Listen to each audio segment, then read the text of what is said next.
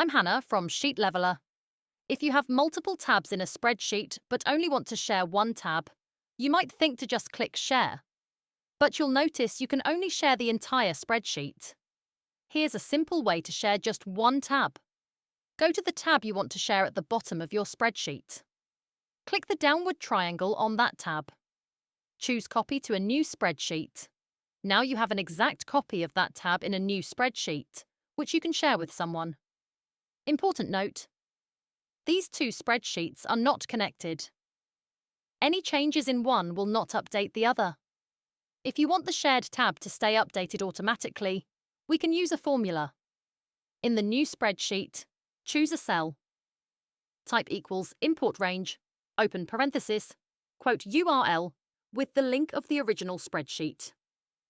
Replace sheet name A to Z with the tab name and range you want. Click Allow Access if prompted. Now, any edits made in the original sheet will show up in the shared sheet, but the shared sheet cannot be edited directly. If you want to prevent anyone from deleting or editing the shared sheet, you can. Right-click the sheet, choose Protect Sheet, and restrict editing to yourself or specific people. This keeps your data safe and view-only, while still letting others see updates in real time.